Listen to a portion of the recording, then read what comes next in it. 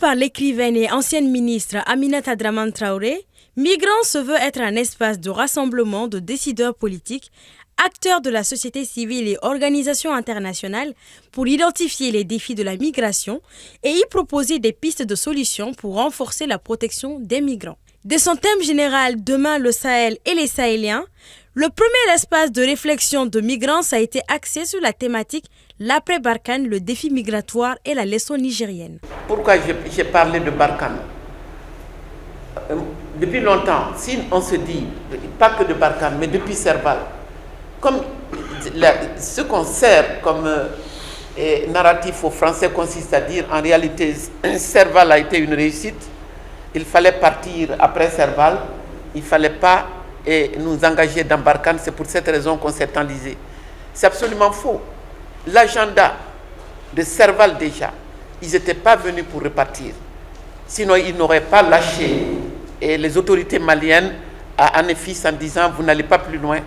L'agenda rejoint un vieux projet d'occupation et de se maintenir militairement au Mali pour défendre ses intérêts. Selon Aminata Dramane Traoré, l'Europe avait fait du Niger un pays verrou dans sa lutte farouche contre les Africains contraints à émigrer dans la clandestinité. Mais le Niger, plus précisément la région d'Agadez, quand on parlait d'Agadez avant, mais c'était le tourisme, l'ouverture, le voyage. Et Agadez est devenue une prison à ciel ouvert, à partir d'où des milliers de jeunes nous disent « S'il vous plaît, venez nous chercher. S'il vous plaît, on n'a pas à manger. On meurt de faim. On meurt de soif. » Mais personne ne les entendait. Je n'ai jamais entendu, personne n'a réagi pour aller voir davantage. Qu'est-ce qui se passe?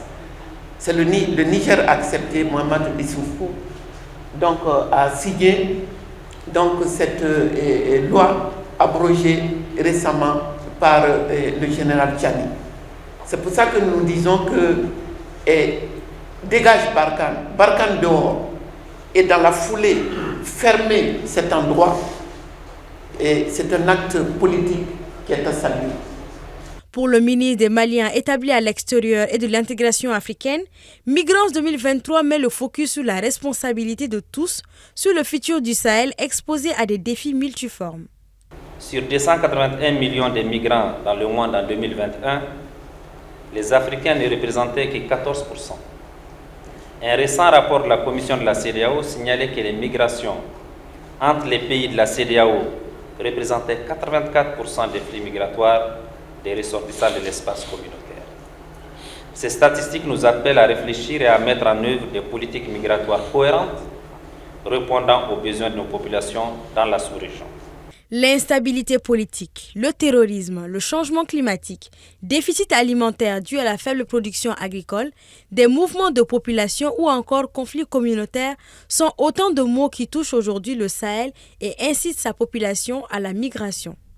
Ainsi, aujourd'hui, la politique nationale de migration du Mali est soumise, selon les termes du ministère des Maliens établi à l'extérieur, à une révision en vue de l'adapter aux nouvelles réalités migratoires.